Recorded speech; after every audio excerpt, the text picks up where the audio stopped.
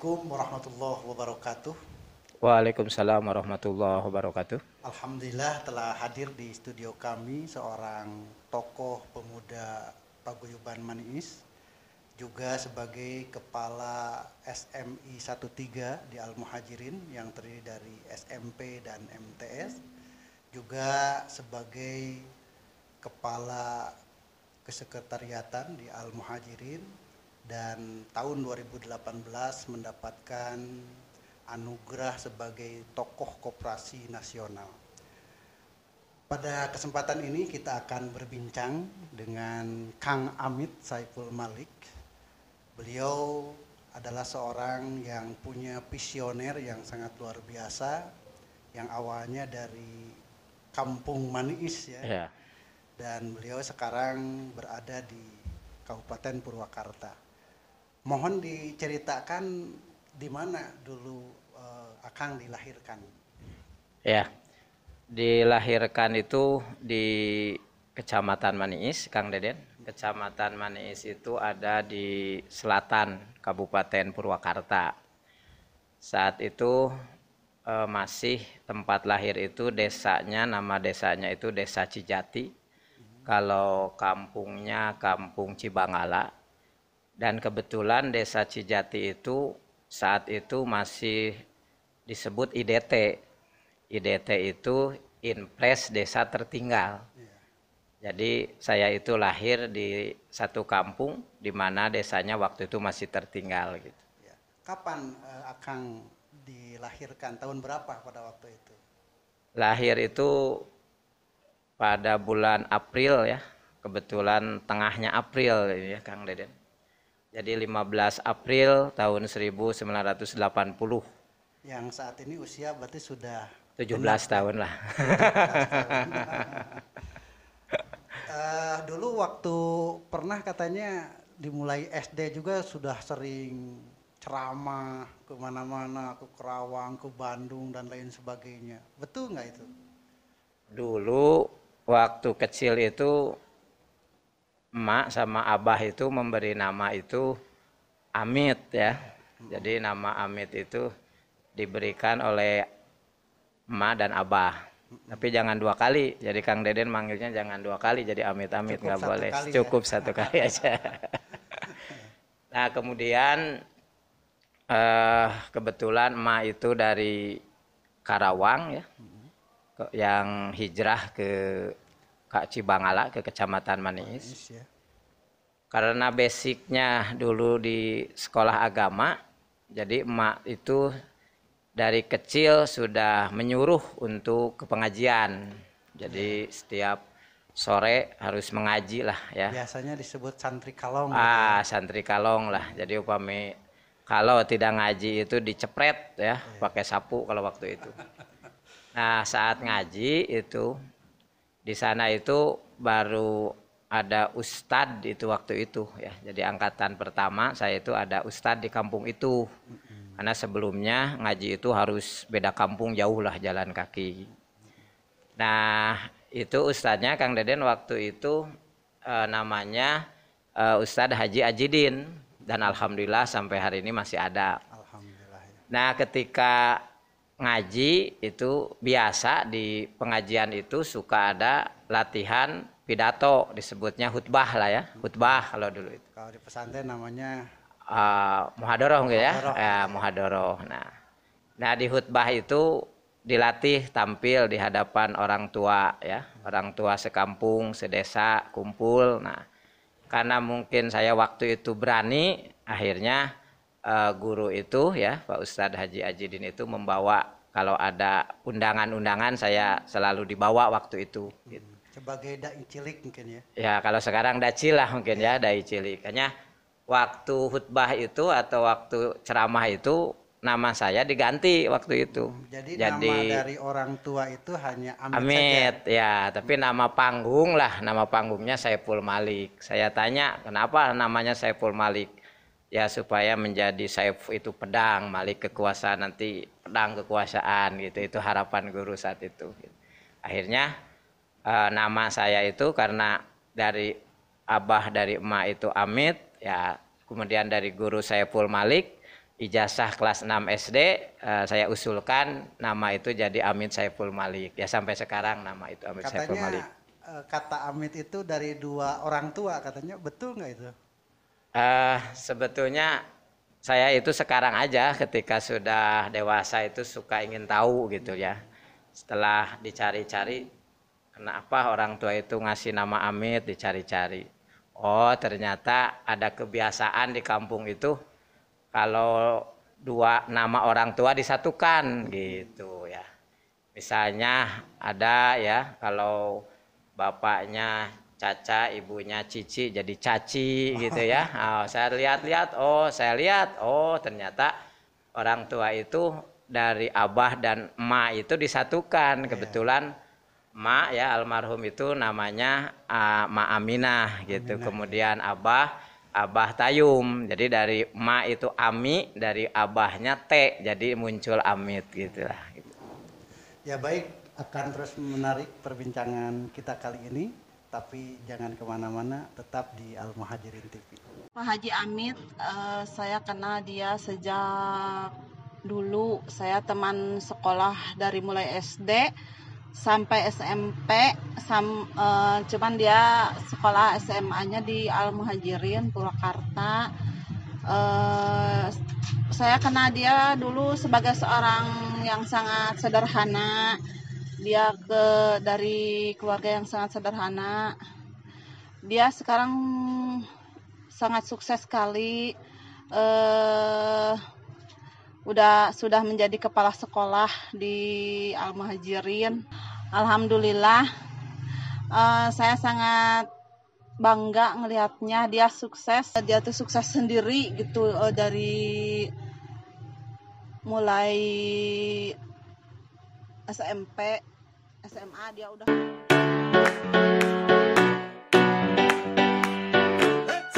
Baik, kita akan lanjutkan perbincangan kita. Tadi sudah disebutkan bahwa beliau bernama Amit Saiful Malik, jadi ada tambahan dari guru ya. Ya, betul. Sehingga di ijazah namanya Amit Saiful Malik. Dan selanjutnya untuk beres SD, katanya di SD, di SMP juga dapat beasiswa. Kira-kira beasiswa apa pada waktu itu yang didapatkan? Kalau di SD Kang Deden ya, dulu ya di SD alhamdulillah ya termasuk mendapat ranking lah ya di kelas itu alhamdulillah. Kemudian dari SD asal mulanya itu saya pengen mondok. Jadi dari lulus SD itu tidak ingin ke SMP, ingin mondok aja. Tapi saat itu atas pertimbangan dari orang tua ya, udah SMP aja dulu, nanti setelah SMP mondok lah gitu. Di SMA-nya gitu. Ya, Arahan orang tua seperti ya itu. di SMP aja. Jadi setelah SMP itu mondok. Jadi nggak ada keinginan untuk SMA, apalagi kuliah waktu itu ya. Jadi yang ada itu ya setelah SD, kemudian SMP lah gitu. Nah, alhamdulillah di SMP itu karena selalu ranking 1 dari kelas 1 sampai kelas 3 ya, alhamdulillah ada beasiswa berprestasi. Dan juga waktu itu sempat ikut siswa teladan se-Kabupaten Purwakarta, itu yang mewakili dari SMP Maniis. Pada waktu itu ya. Terus waktu SMP juga ceramah ke mana saja yang pernah untuk ceramah-ceramah dakwah cilik begitu. Waktu SMP juga dilanjutkan kegiatan ya dengan guru. Waktu itu juga sempat dengan bahkan guru PAI di SMP ya. Guru PAI di SMP itu ngajak ya pengajian di Subang waktu itu. Kemudian juga ada undangan di Bekasi ya. Kemudian juga di Purwakarta ya, kecamatan-kecamatan yang dekat, Tegalwaru waktu itu, kemudian ya di Maniis dan lingkungan sekitar lah ya waktu itu. Terus dengan dorongan guru, kemudian juga kalau ada undangan-undangan itu kita terus berdakwah waktu SMP itu. Katanya juga pernah dibawa juga oleh peserta KKN UIN Sunan Gunung Jati katanya dulu. Oh iya, itu Dulu tahun 1992 itu mah masih SD, waktu masih SD ya. Itu SD ada peserta dulu KKN ya dari IAIN dulu Sunan Gunung Jati. Kemudian saya tampil pidato ya ceramah, kemudian mereka tertarik, akhirnya saya dibawa ke IAIN Sunan Gunung Jati Bandung keliling-keliling ya. Kemudian pulangnya juga punya bekal waktu itu, alhamdulillah waktu itu. Setelah banyak pidato di berbagai tempat, kira-kira apa yang menjadikan motivasi yang sangat luar biasa sehingga ada motivasi untuk mondok gitu ketika berangkat atau hijrah dari Maniis ke Purwakarta? Sebetulnya dari SD sudah ingin mondok gitu ya. Dari SD ya? Itu sudah ingin mondok lah. Tapi waktu itu hanya di Diniyah, jadi pesantrennya tidak mukim lah ya, ngalong ya bahasa di lembur. Kemudian setelah SMP mau langsung mondok ya, jadi lulus dari SMP Maniis itu ke Abah ke Emak mau mondok gitu. Tapi saat diutarakan mau mondok itu datang itu pegawai TU dari SMP ke rumah. Apa tujuan? Waktu itu pegawai TU datang manggil, Amit balik ke mana gitu kan. Nah, saya bilang saya mau mondok lah ke Tegalwaru waktu itu karena guru lulusan dari Tegalwaru Ustadz Haji Ajidin itu saya ingin meneruskan gitu. Ini ada beasiswa katanya gitu kan. Beasiswa apa gitu. Ini ada beasiswa mau melanjutkan ke SMA mana gitu ya waktu itu. Saya juga kaget. Wah, ditawarin beasiswa gitu kan. Oh, SMA 1, 2 atau 3. Saya bingung juga tidak tahu di mana SMA 1, SMA 2, SMA 3. Waktu itu ya udahlah saya tengah-tengah SMA 2 aja daftarkan gitu. Setelah itu saya tanya lagi sebenarnya beasiswa apa? Ini karena saya lahir di desa yang masih tertinggal gitu, IDT, maka diajukan beasiswa dengan syarat selalu ranking 1 kalau waktu SMP-nya dari kelas 1 sampai kelas 3. Ada beberapa waktu itu yang diajukan dan alhamdulillah ya tahadus binikmah ya saya lulus beasiswa itu dulu ke SMA. Nah di SMA itu keinginan mondok kan terasa lagi, makanya ketika sudah belajar di SMA, memang dari awal sampai akhir itu tidak ada biaya sedikit pun, bahkan diberikan living cost waktu itu biaya hidup. Akhirnya saya memutuskan untuk masuk ke Pondok Pesantren Al Muhajirin karena dari SD sudah ingin mondok. Wah, ini sekarang udah ada kesempatan nih, udah SMA, ada biaya, ya langsung daftar ke Al Muhajirin. Kenapa memilih Al Muhajirin pada waktu itu? Waktu itu yang mengurus itu ya, yang mengurus di SMP, salah satu guru saya itu namanya Ibu Hajah Ati. Ibu Hajah Ati itu muridnya Ibu Kiai ya. Jadi waktu SPG Ibu Hajah Is. Jadi ada muridnya Ibu Ati. Dia bilang, "Mit, kalau ke Purwakarta kalau mau mondok ada di Kebon Kolot." Ya, apa Bu namanya? Al Muhajirin ya. Itu yang mendirikannya guru ibu waktu SPG. Nah, ini terinspirasi. Ini sanadnya saya ke guru ini juga ya guru favorit lah Bu Ati itu ya, bidang matematika waktu itu ya, akhirnya saya ikut pesan dari beliau, akhirnya saya ke Al Muhajirin karena beliau adalah muridnya Ibu Eis waktu di SPG. Tahun berapa masuk ke Al Muhajirin pada waktu itu? Waktu itu ketika SMA itu tidak langsung masuk pesantren. Ya, waktu itu saya coba karena ada living cost itu untuk tinggal kos lah di yang mengajukan beasiswa lah ya. Setelah berpikir banyak waktu kosong gitu kan dan juga keinginan kuat ya untuk mondok itu, akhirnya di bulan November itu waktu itu tahun 1996 saya masuk ke Al Muhajirin waktu itu mulai. Berarti pesantren di Al Muhajirin tapi sekolahnya di SMA 2 Purwakarta ya? Ya waktu itu karena ya kita karena program beasiswa udah masuk SMA juga kita juga ingin mondok dan kebetulan saat itu Pondok Pesantren Al Muhajirin membolehkan ya untuk yang sekolah itu mondok di sini. Kalau sekarang kan sudah tidak boleh ya. Baik, terus menarik nih perbincangan kita dan luar biasa apa yang telah dilalui oleh Kang Amit ini sungguh sangat luar biasa. Mudah-mudahan bisa menginspirasi kepada kita semua. Kita lanjutkan nanti setelah pesan-pesan berikut. Alhamdulillah pada saat itu saya mempunyai murid yang sangat unik, unik sekali. Namanya Amit Saiful Malik. Ya, dia adalah seorang siswa yang sangat unik. Kenapa dikatakan unik? Karena dia siswa yang sangat cerdik, yang sangat pintar di antara murid-murid yang lain. Dia orang anak yang sederhana, lahir dari keluarga yang sederhana, namun segalanya merupakan murid yang istimewa. Amit adalah seorang anak yang rajin, tekun beribadah, kemudian sangat mengesankan kami para guru karena dia seorang siswa yang sangat muncul dalam bidang segala macam, baik edukasi edukatif maupun bidang keagamaan gitu. Kemudian harapan kami ya gitu, mudah-mudahan apa yang dicita-citakannya menjadi kenyataan. Alhamdulillah sampai sekarang dia mempunyai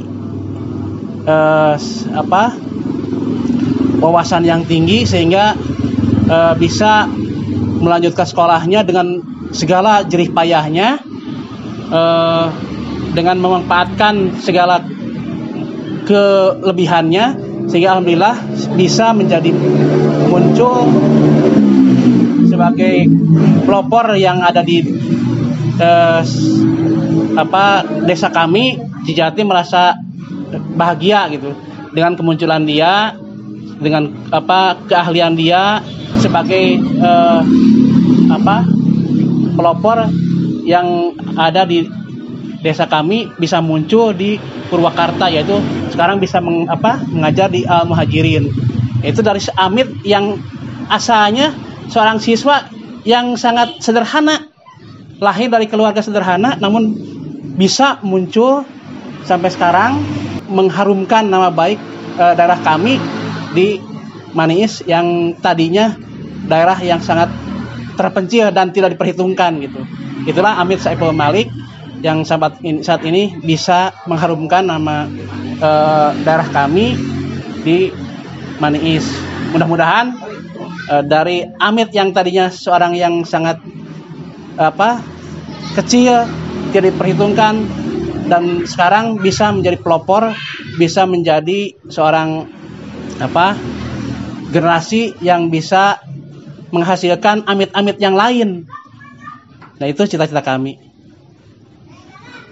Demikian profil dari seorang Amit yang alhamdulillah sekarang menjadi Amit yang bisa mengharumkan nama Maniis.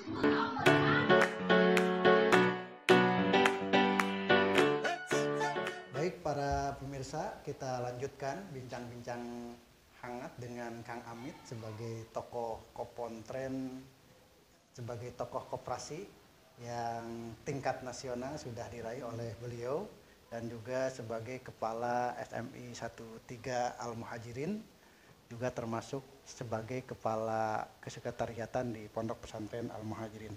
Baik Kang Amit, kalau dilihat dari track record keberhasilan sekarang itu kan tidak lepas dari pengalaman organisasi. Dulu waktu SMP, SMA, organisasi apa yang pernah dilaksanakan, terus pernah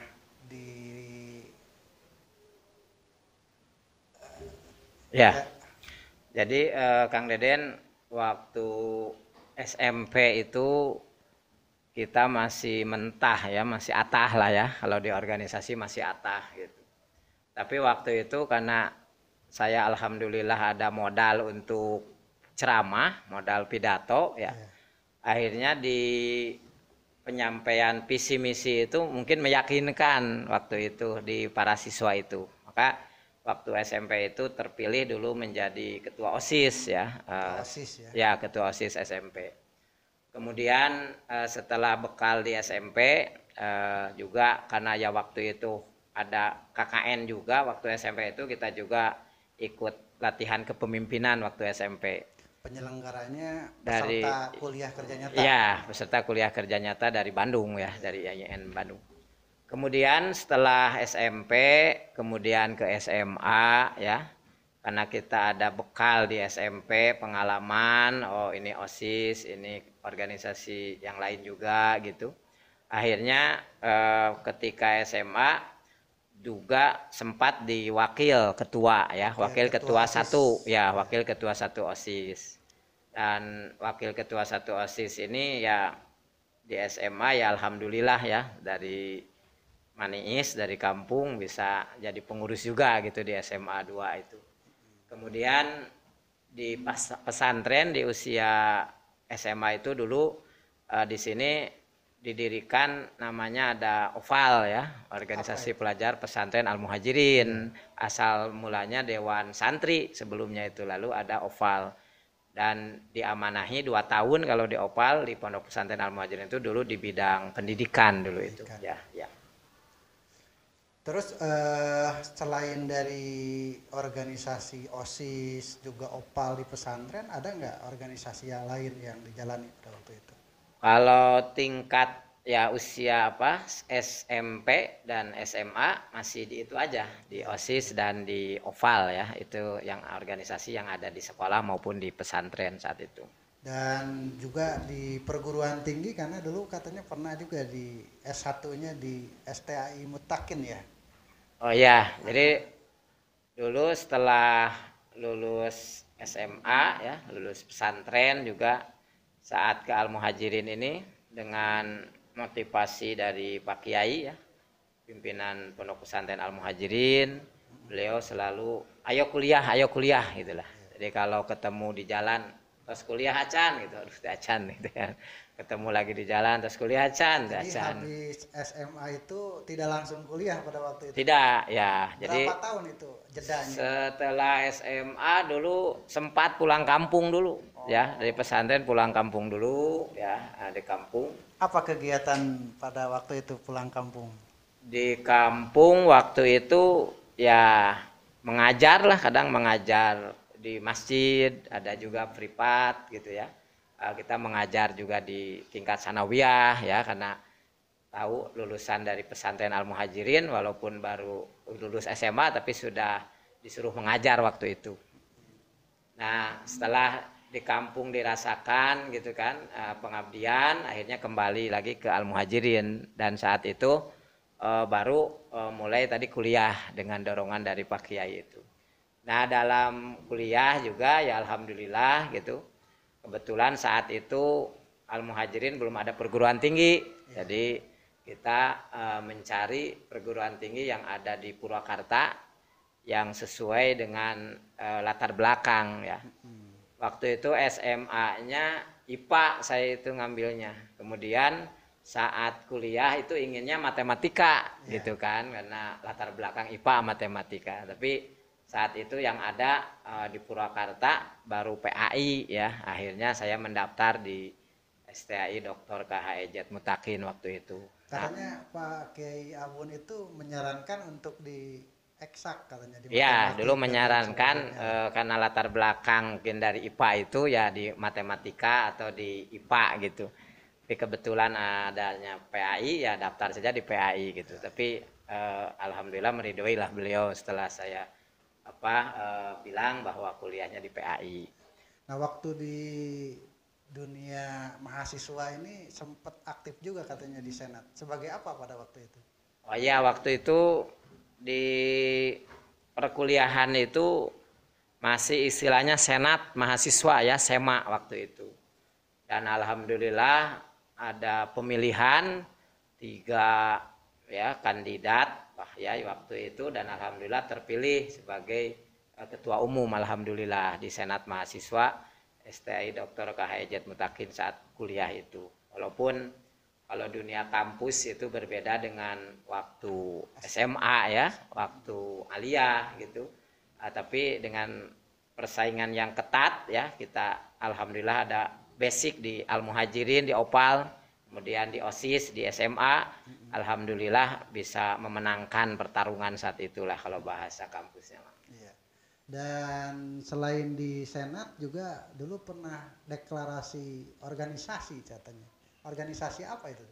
Nah dulu waktu di kampus ya Kang Deden, ketika di kampus saya pun terinspirasi gitu ya. Rekan-rekan alumni dari SMP Manis itu mengundang bahwa bagaimana ini Manis itu kita kembangkan gitu. Nah akhirnya pada tanggal 19 Oktober 2003 ya, saat itu saya masih kuliah, akhirnya mendirikanlah dengan rekan-rekan itu Paguyuban Pemuda Manis ya. Dan secara kebetulan saat itu ya terpilih menjadi ketua umum di Paguyuban Pemuda Manis waktu itu ya. Berarti pada waktu itu masih kuliah ya? Masih kuliah, masih semangat lah ya sebagai agen perubahan sosial istilah sekarang mah. Jadi kita ini bagaimana nih daerah ini nih Manis ini yang ada di selatan Purwakarta ini menjadi dikenal balik media oleh orang luar, maka dulu mendeklarasikan berdirinya Paguyuban Pemuda Manis. Mungkin ada visi yang besar nggak untuk pemuda Manis pada waktu itu? Visinya apa kira-kira? Waktu itu karena kita ya basic sekolah juga pesantren, saya ini ya intinya bergeraknya di bidang sosial, tetapi orientasinya satu ya bidang keislaman lah ya. Jadi bagaimana pemuda-pemuda itu tidak hanya misalnya nongkrong di jalanan, kemudian di tempat-tempat yang misalnya kurang bermanfaat, tapi dengan adanya Paguyuban Pemuda Manis ini nongkrongnya di pengajian, di masjid gitu kan, di majlis taklim saat itu di keislamannya. Kemudian juga pendidikan kita mendorong gitu kan, bahwa haruslah dari Manis ya kuliah gitu, baik sarjana atau lebih meningkat lagi magister apalagi sampai doktor gitu. Kalau dulu nyari lulusan SMP saja sulit ya, lulusan SMP, lulusan SMA sulit. Tapi dengan kita ini mengibarkan gitu kan, motivasi untuk Paguyuban Pemuda Manis, para pemuda akhirnya sekarang alhamdulillah pada kuliah ya, S1, S2 sampai S3 gitu kan. Kemudian yang ketiga waktu itu ingin bagaimana, karena sebagai daerah vital ya di Manis itu karena ada Bendungan Cirata, kita juga ingin memperbaiki di bidang lingkungan hidup. Akhirnya kita laksanakan reboisasi, penghijauan ya, para pemuda menyadari betapa pentingnya penghijauan di daerah Kecamatan Manis khususnya saat itu. Luar biasa, visi beliau sangat hebat. Jadi sudah punya kepekaan baik terhadap lingkungan dan juga kaitan dengan pendidikan dan juga keagamaan. Jangan kemana-mana, tetap simak perbincangan kami, akan lebih menarik setelah ada pesan-pesan berikut ini. Assalamualaikum warahmatullahi wabarakatuh. Amit Satur Malik merupakan siswa SMP Negeri 1 Manis yang alumni dari tahun 1996. Sejak kelas 1 SMP, Amit itu sudah pandai ceramah. Kalau ceramah nggak pakai teks ya, jadi ya juara saja kalau ada perlombaan dari kegiatan agama. Jadi sangat membanggakan ya. Jadi kalau suruh ceramah segitu panjangnya nggak pakai teks ya. Kemudian dari pelajaran juga yang saya ajarkan matematika bagus ya, sehingga pada tahun keluar dari SMP melanjutkan ke SMA 2 ya, di sana ada beasiswa dan alhamdulillah mendapat beasiswa yang bisa membiayai hidupnya selama di Purwakarta. Dan beasiswa ini kata pada saat itu sangat besar sekali ya. Dan pertama diarahkan supaya diamnya di pesantren aja waktu di SMA 2 Purwakarta itu. Akhirnya Pak Amit Saiful Malik ini diam di Al-Muhajirin sampai kelanjutannya begitulah. Jadi hanya waktu saya memasukkan anak saya ke Pontren Al Muhajirin, itu bertemu di situ. Udah lama sekarang ada reuni barangkali ke SMP 1 Manis baru bertemu lagi, dan ini sudah beberapa tahun baru bertemu ya. Dan pada saat di SMP 1 Manis dia menjadi ketua OSIS dan sangat aktif untuk LEKS karena saya sebagai pembina OSISnya. Pada saat itulah dibanjur ya pada malam-malam supaya ada mental, dan alhamdulillah dengan adanya kegiatan-kegiatan tersebut dapat mengumpuk tanggung jawab serta kepemimpinan, dan sampai sekarang bisa berhasil ya. Alhamdulillah Ibu sangat bangga sekali sudah menjadi haji ya, sudah S2 ya. Itu yang membanggakan guru, itu bukan dikasih apa-apa, tapi dengan prestasi yang didapatkan dan juga tidak melupakan kepada guru-gurunya, itu yang sangat membanggakan sekali.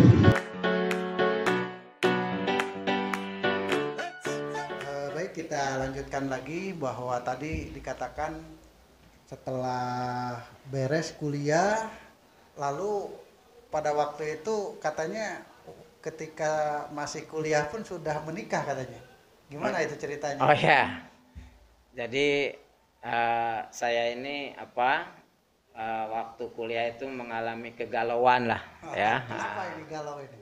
Kegalauan dengan kondisi zaman ya, melihat ya bagaimana pergaulan gitu kan saat itu di lingkungan. Akhirnya saya banyak membaca buku tentang pernikahan dini ya, waktu itu beberapa buku saya baca ya, kemudian minta doa dari guru ya, dari Pak Kiai, dari guru-guru yang ada di Al Muhajirin gitu. Akhirnya mantap ya, di usia 22 saat itu ya saya menikah lah. Kalau lagi kuliah semester berapa? Waktu itu di semester 3 ya, masuk semester 3 ya, karena kuliah masuk 2001, waktu itu sempat tertunda 2 tahun. Di 2002 saya menikah, masuk ke semester 3 dengan dasar yakinlah kepada Allah gitu kan. Selain itu mungkin selain yakin kepada Allah juga karena keberanian berorganisasi sehingga berani juga untuk menikah. Ya, nah itulah kurang lebihnya, karena dari waktu sekolah udah organisasi, kemudian juga di masyarakat dengan mendirikan tadi Paguyuban Pemuda Maniis. Nah inilah maka yakin mantap dengan menikah, dan alhamdulillah dengan menikah ini menguatkan perjuangan gitu kan, menguatkan, lebih semangat lagi ya, lebih termotivasi lagi, kemudian juga dengan kegiatan-kegiatannya semakin padat juga. Setelah menikah itu ada yang inilah mendampingi lah gitu. Iya, memberikan motivasi gitu ya dalam hidup. Aktivitas pada waktu itu mengabdi di pesantren atau di luar pada waktu itu? Dari Juli 2000 sudah mengabdi di Al Muhajirin ini. Kebetulan di Al Muhajirin ini ketika silaturahmi ya dengan Pak Kiai, waktu itu Pak Kiai menyarankan sudah di pesantren aja Mit, nama gitu. Bantuan Pak Haji Cece di TPA waktu itu pertama. Jadi awal ngajar di TPA dulu ya? Ya, waktu itu Taman Pendidikan Al-Quran. Jadi saya menghubungi Pak Haji Cece sebagai kepalanya. Kemudian kata Pak Haji Cece, ya silahkan. Jadi membantu selama kurang lebih 1 tahun di waktu itu di TPA Al Muhajirin. Setelah dari TPA ke perpustakaan? Setelah dari TPA itu kalau malam itu ya ikut mengabdi di asrama ya, di asrama putra kalau malamnya. Kemudian setelah setahun itu ikut diperbantukan di tata usaha, di staf ya, staf tata usaha di MTS saat itu ya, karena waktu itu ada MTS, ada aliyah gitu. Baru ada 2 unit ya? Ya. Tingkat SLTP, SLTA-nya. Ya, MTS dan aliyah ya. Walaupun udah dirintis waktu itu ya, unit ada SD, ada SMP, ada SMA. Ya. Terus katanya juga pernah di perpustakaan, betul nggak itu? Dulu karena ada pelatihan perpustakaan atau pustakawan ya nasional waktu itu, ya saya diutus gitu untuk mewakili MTS Al Muhajirin pelatihan pustakawan, karena posisinya di TU kan. Setelah itu saya hasil pelatihan itu dikembangkan ya dengan penataan administrasi di perpustakaan, tapi yang pengelolanya, yang stafnya istri saya. Kemudian masuk 2002 itu ya TEK masuk sebagai pegawai di perpustakaan. Terus selain dari kapan mulai dari mengajar di MTS pada waktu itu? Setelah staf kan Ya, jadi guru kan? ya. Apakah Jadi setelah lulus kuliah S1 ataukah sebelum kuliah beres juga sudah ngajar di MTS? waktu itu ketika jadi staf itu kita sambil kuliah gitu kan, kalau siangnya kuliah, tapi belum sarjana ya. Sarjana itu 2005. Tapi ketika guru berhalangan hadir gitu kan, ada guru berhalangan hadir, saya kadang menggantikan guru itu, menjadi guru pengganti lah ya. Nah, kebanyakan yang digantikan itu pelajaran yang eksak ya. Misalnya ada IPA ya, waktu itu fisika, biologi masih dipecah, kemudian kadang matematika. Nah, karena ada pengalaman menggantikan itu, akhirnya diberi amanah ya untuk mengajar fisika waktu itu. Nah, akhirnya ya beberapa tahun mengajar fisika gitu di MTS Al-Muhajirin. Kuliah di PAI gitu. Ya, kuliah di PAI, tapi mungkin ngajar dasar fisika, SMA itu. Karena SMA dari jurusan IPA, jadi ya itu modalnya lah gitu kan. Dan pada waktu itu mengajar di MTS, pegangnya itu eksak atau setelah lulus kuliah PAI atau fisika pada waktu itu? Dari ya mulai tadi diberi amanah itu ya memegangnya di IPA fisika waktu itu, IPA fisika. Kemudian juga sempat di aliyah itu matematika ya. Nah, kemudian ada program linearitas. Jadi karena ijazah sudah keluar dari PAI ya, akhirnya ini linearitasnya PAI itu ya memilih pelajaran PAI. Akhirnya selain mengajar dulu fisika ya, saya mengajar akidah akhlak. Dan sempat waktu itu saya ingin penyesuaian ya, jadi ijazah saya yang PAI ini ingin penyesuaian ke IPA. Jadi waktu itu sempat ikut seleksi lah ke UPI Bandung ya, IKIP kalau dulu ya. Tapi katanya ketika beres S1 di PAI juga pernah ikut kuliah D3 di bidang teknologi informasi katanya, atau apa jurusan? Oh ya, itu. Dulu ya setelah lulus dari PAI ini kan diberi amanah di staf ya. Nah, staf, kemudian juga diberi amanah di kepala sekretariat. Nah, saya berpikir kalau ilmu ini harus terus berkembang gitu, wawasan harus bertambah gitu. Maka akhirnya mencari program apa supaya ini bisa memajukan lah ya keilmuan, menambah wawasan, menambah kompetensi. Nah, akhirnya mengambil lah ada program beasiswa dulu TKJ, Teknik Komputer Jaringan. TKJ, ya TKJ, Teknik Komputer Jaringan. Alhamdulillah saya ikut seleksi dan lulus, dan 3 tahun kuliah waktu itu D3 ya, ahli media, berarti ahli media waktu itu dengan TKJ, Teknik Komputer Jaringan. Dan alhamdulillah ilmu itu sekarang bermanfaat ya ketika diberi amanah di kepala sekretariat, di bagian tata usaha gitu, dengan perkembangan apalagi sekarang ini yang go digital ini, alhamdulillah. Bagaimana visi Al-Muhajirin ya, 2020 go digital. Nah, ini dan itu sangat menunjang. Nah, ini sangat menunjang apalagi dengan hadirnya Al-Muhajirin TV ini. Iya. Baik, luar biasa cerita beliau dari mulai tadi SMP, SMA, dan juga pesantren serta kuliah. Jangan kemana-mana, tetap di Al-Muhajirin TV. Assalamualaikum warahmatullahi wabarakatuh. Dalam kesempatan ini saya akan menceritakan mengenai riwayat atau kebiasaan Bapak Haji Amit Saiful Malik MPDI semasa dia SMA waktu bersama-sama dengan saya di SMA 2 Purwakarta. Sikap dia waktu SMA yang pertama, dia baik, sopan, agamis, dan ulet. Yang paling menonjol adalah dia sangat pintar. Terus kepada teman dia sangat perhatian, rela berkorban, dan sangat memperhatikan alam sekitarnya. Dalam kehidupan sehari-harinya dia sederhana, tidak neko-neko dan apa adanya. Setelah lulus SMA, saya dengan dia tidak putus hubungan, langsung terus nyambung, silaturahmi, dan akhirnya saya diarahkan mendapat hidayah ikut ke pesantren dengan dia di Pondok Pesantren Nurul Huda Al-Fatah yang sekarang menjadi Pondok Pesantren Al-Amin. Selama di pesantren dia selalu mengarahkan dan memperhatikan saya. Apabila saya udah cukup di suatu pesantren, diarahkan oleh dia ke pesantren yang lain. Dari Nurul Huda Al-Fatah saya diarahkan ke Pondok Pesantren Al-Hikamu Salafiyah Cipulus, langsung ke Riyadul Fikih Cinangsi Cianjur, terus ke Pondok Pesantren As-Salafiyah Citalang Tegarwaru. Setelah 2013 saya diarahkan oleh dia untuk mengelola Yayasan Al-Amin yang didirikan oleh dia bersama saya pada tanggal 22 Februari tahun 2012. Kita mulai aktif mengajar pada tanggal 11 Februari tahun 2013.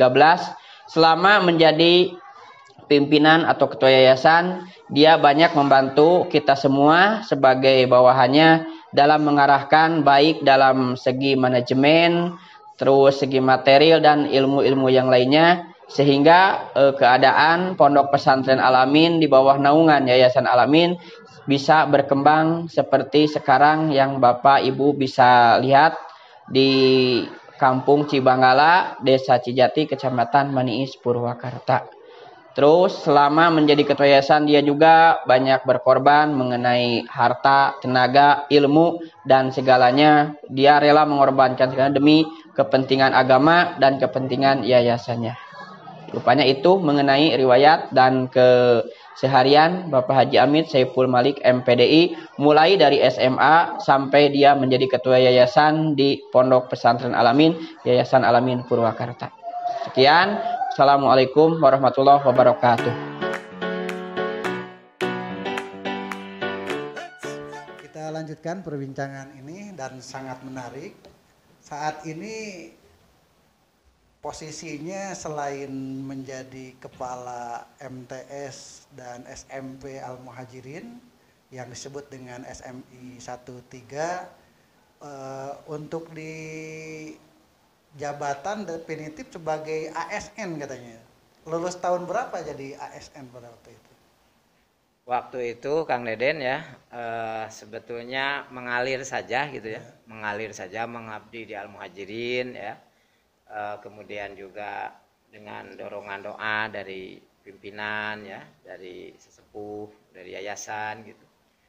Dan kebetulan saat itu ada seleksi PNS, kalau dulu istilahnya seleksi PNS, dan kebetulan formasinya itu dari PAI gitu kan. Nah, akhirnya waktu itu coba ikut seleksi, kemudian juga ya terlebih dahulu mohon doanya kepada Pak Kiai ya, Ibu Kiai, dan alhamdulillah waktu seleksi itu sekitar 400 orang waktu itu yang ikut seleksi, terpilih lah lulus itu kurang lebih 4 orang waktu itu. Karena kuotanya 4 orang. Ya, ada kuota 4 orang itu waktu itu.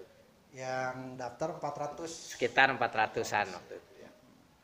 Dan untuk lokasi ngajarnya setelah lulus PNS pada waktu itu di mana? Karena yang formasinya saya itu dulu guru PAI MI baru, waktu itu Min baru ya. Pak, saya pertama ditugaskan itu di Min Karya Mekar. Madrasah Ibtidaiyah Negeri Karya Mekar ya. Di mana itu posisinya? Ada di Kecamatan Cibatu. Ada di Kecamatan Cibatu. Maka waktu itu setelah koordinasi dengan pimpinan ya, dengan Pak Kiai, kemudian juga membagi waktunya, kadang saya pagi itu di sana mengajar, kemudian siang harinya setelah beres ke pesantren sampai sore lah ya, sampai maghrib. Jadi tetap ya, walaupun sudah PNS, ngajar di Min Cibatu pada Iya. waktu itu tetap mengabdi Tetap mengabdi di Al pesantren. Muhajirin ya, di pesantren lah ini gitu. Sebagai kepala kesekretariatan Ya, pada Pak waktu sekretariat itu. ya. Apakah masih mengajar di MTS atau tidak pada waktu itu? Waktu itu ketika di sana di kepala sekretariat aja, di sekretariat waktu itu.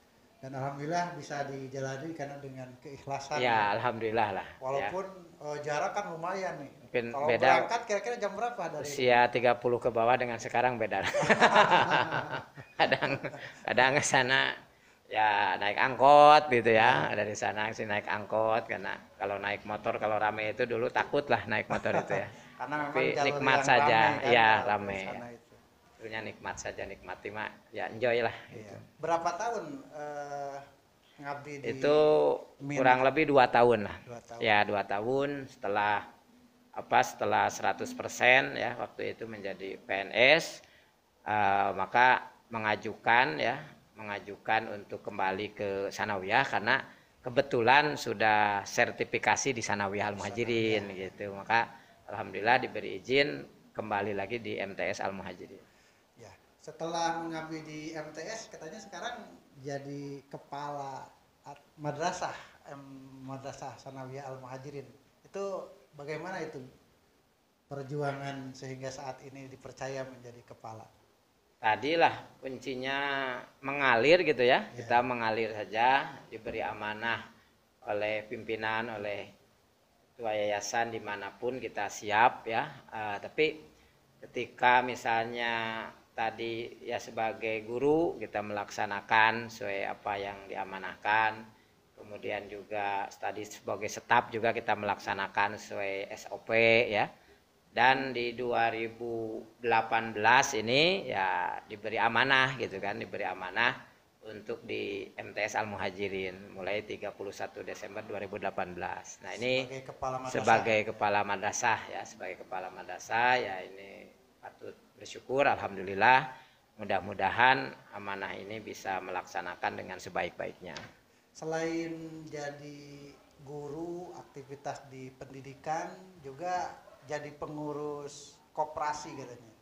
Dari tahun berapa mulai berkecimpung di koperasi?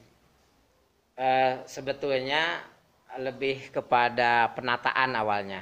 Jadi ketika di Al Muhajirin diberi amanah di sekretariat ya, dari mulai staf ya sampai kepala sekretariat, maka yang dibenahi itu adalah di bidang administrasi dulu, administrasi. Dari mulai unit ya, dari mulai unit ada misalnya dari kelompok bermain sampai perguruan tinggi, maka unit-unit yang ada kita cek administrasinya, kelembagaannya.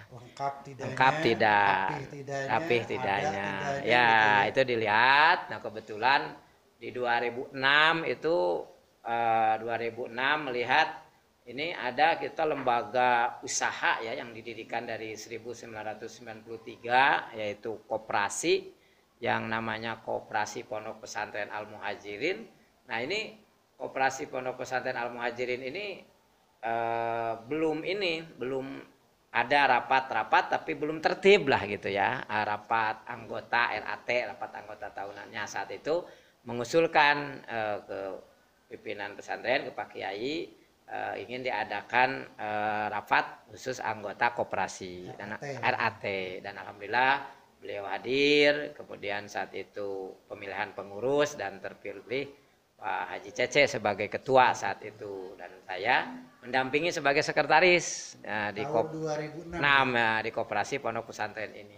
Nah, alhamdulillah karena masuk kita menata koperasi ini. Pertama dilakukan silaturahmi dengan dinas koperasi, dengan kabag perekonomian ya, kemudian dengan Dekopinda, dengan Puskopontren saat itu. Alhamdulillah ada ilmu-ilmu baru lah.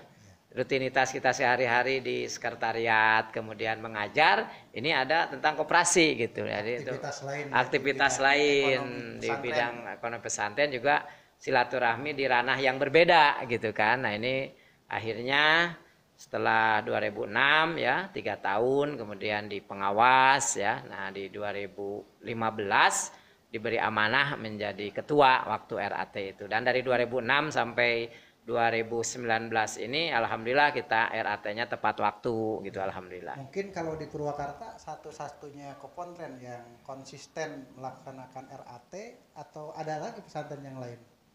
Kebetulan kalau di Purwakarta itu yang mengundang RAT mungkin ya, yang mengundang RAT baik ke dinas maupun ke Dekopinda itu kebetulan Kopontren Al Muhajirin. Tapi kalau Kopontrennya banyak gitu kan, hanya yang mengundang aja, yang mengundang itu kebetulan Kopontren Al Muhajirin gitu. Karena memang posisi Kang Amit selain sebagai pengurus Kopontren juga sebagai pengurus Dekopinda ya.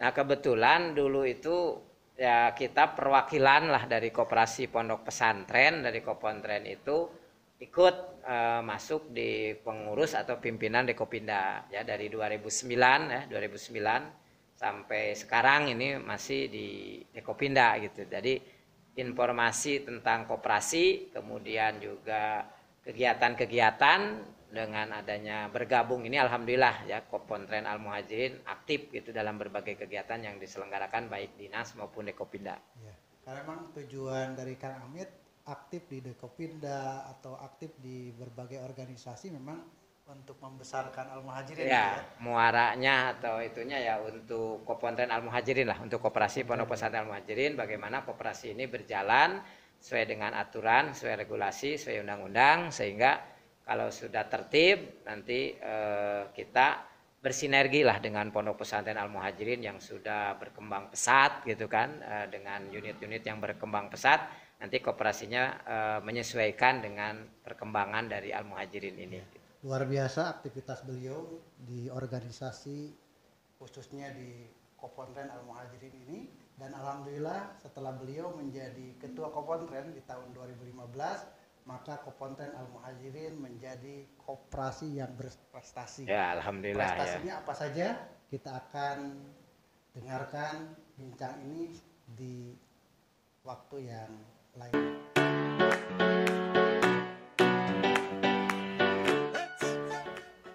Baik, kita lanjutkan perbincangan kita dan sungguh menarik perbincangan kita kali ini.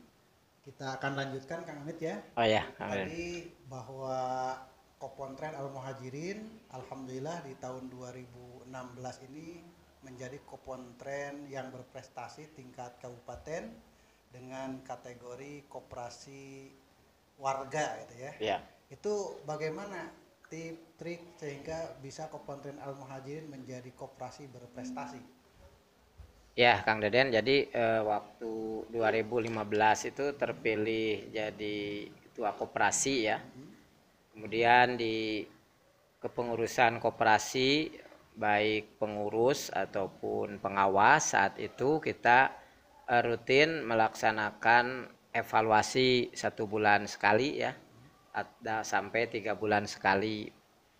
Kemudian juga di kegiatan-kegiatannya ya di bidang Kopontren Al Muhajirin ini 2015 itu ada waserda, ada konveksi, kemudian juga simpan pinjam. Setelah itu kita pun membuat edaran ke para anggota ya bahwa peminjaman itu pembatasannya. Kemudian pembukuannya bendahara juga ditata ya, dirapihkan. Kemudian juga di bidang yang lain keaktifan di organisasi ya, karena salah satu organisasi atau satu-satunya organisasi gerakan itu hanya adalah Dekopinda untuk gerakan koperasi itu. Nah kemudian setelah penataan itu RAT-nya tepat waktu, kemudian sehat ya, simpan pinjamnya kriteria sehat. Kemudian kita dinominasikan waktu itu untuk ikut penilaian koperasi berprestasi.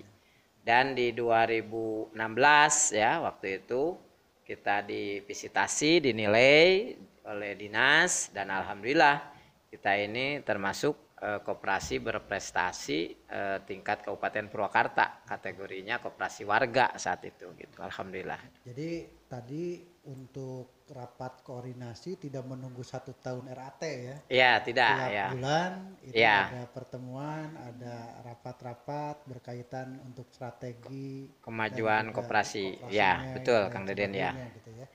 Terus setelah tahun 2016 berprestasi di tingkat kabupaten, ada nggak prestasi-prestasi lain yang didapat oleh Kopontren Al-Muhajirin? Jadi selain 2016 gitu kan, kalau 2016 itu sudah berprestasi tingkat kabupaten kategori warga. Kemudian di 2018 itu ada pendataan oleh Puskopontren Jawa Barat yang diusulkan melalui Dinas Koperasi Jawa Barat saat itu, bahwa koperasi-koperasi yang di bawah Puskopontren ya, koperasi pondok pesantren itu didata, dilaporkan apa saja prestasi-prestasinya gitu ya. Nah, kemudian dari Al-Muhajirin kita mengirimkan data bahwa di 2016 koperasi pondok pesantren Al-Muhajirin ini pernah menjadi berprestasi tingkat Kabupaten Purwakarta. Nah, dan akhirnya diusulkan 2018 itu kita mendapat penghargaan lebih ke tokoh ya, tokoh koperasi. Jadi saat itu penghargaan Bakti Koperasi dan UKM ya 2018 diserahkan langsung oleh Menteri Koperasi saat itu. Itu adalah penghargaan bagi tokoh yang berhasil menggiatkan ya, mengaktifkan kegiatan-kegiatan koperasi di daerah. Itu ada 60 saat itu. Dari mana saja yang mendapat anugerah penghargaan Bakti Koperasi dan UKM di tahun 2018 itu? 2018 saat itu ya banyak ya, karena unsurnya ada dari unsur pengurus koperasi, kemudian juga ada dari bupati ya, dari gubernur gitu, dan kepala dinas koperasi saat itu ya. Dan kebetulan dari Purwakarta ya, saya mewakili dulu satu-satunya saya di Purwakarta waktu 2018 itu ya. Dari koperasi betul. Dari koperasi ya. Sebagai tokoh nasional penggerak koperasi ya, yang bisa menggeliatkan dunia ya, perkoperasian gitu. gitu ya. Karena menilai mungkin 2016 ya, dilihat 2016 koperasi Kopontren Al-Muhajirin ini berprestasi, ya akhirnya mendapat penghargaan. Tapi penghargaan itu kalau saya melihatnya itu hanya bonus saja lah, hanya bonus, karena ketika kita bekerja ya, ketika kita mengabdi sesuai dengan aturan ya, mengabdi sesuai dengan arahan, dan insya Allah nanti hasilnya memuaskan. Adapun ada penghargaan ataupun ada ucapan terima kasih dan lainnya, itu hanya bonus dari kerja kita yang sudah sesuai dengan aturan. Mungkin ini hasil dari kerja keras, ya, kerja cerdas, ya, juga kerja ikhlas ya, mengabdi pesantren. Alhamdulillah gitu. Al-Muhajirin, khususnya Kopontren Al-Muhajirin. Dan selain itu mungkin tidak hanya dilihat dari prestasi di 2016, karena memang dari Dekopinda kan biasanya suka ada salah satu penghargaan pelaksanaan RAT tepat waktu gitu ya. Ya. Itu berapa kali mendapatkan? Jadi dari penghargaan itu tidak hanya berprestasi ya, tapi Dekopinda pun kalau koperasi menyelenggarakan RAT di bulan Januari, Februari, Maret ya, itu maka diberikan penghargaannya RAT tepat waktu. Kita dari mulai kepengurusan 2015 di RAT pertama 2016 sampai kemarin 2019 ya, alhamdulillah bahwa koperasi kita RAT-nya selalu tepat waktu dan ada piagamnya lah gitu, penghargaannya dari Dekopinda itu. Ya. Ini sangat luar biasa. Selain ketika menyentuh dunia administrasi di staf, alhamdulillah banyak program ya. Dan ketika di Kopontren pun alhamdulillah Kopontren bisa membawa nama yang baik, nama yang harum untuk warga ya, khususnya warga pesantren yang mengikuti, yang menjadi anggota Kopontren. Alhamdulillah, alhamdulillah ya. Dan selain aktivitas di Kopontren, terus aktivitas di madrasah juga, sekarang itu ada aktivitas di perguruan tinggi katanya. Perguruan tinggi apa itu di Al-Muhajirin yang sudah ada?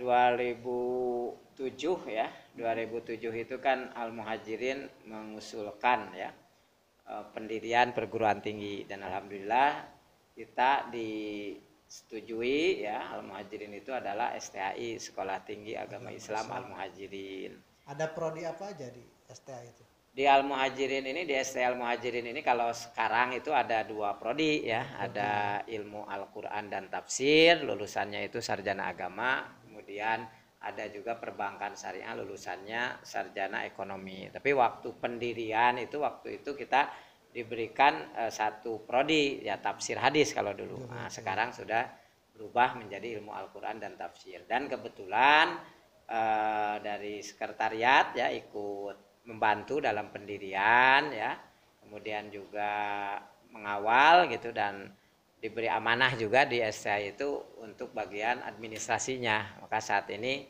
diberi amanah di Wakil Ketua Bidang Administrasi dan Keuangan atau WK2 saat ini, Kang Deden. Jadi aktivitas sebagai WK2 juga di STAI, dan saat ini katanya STAI sedang proses transformasi ke institut, itu betul tidak itu?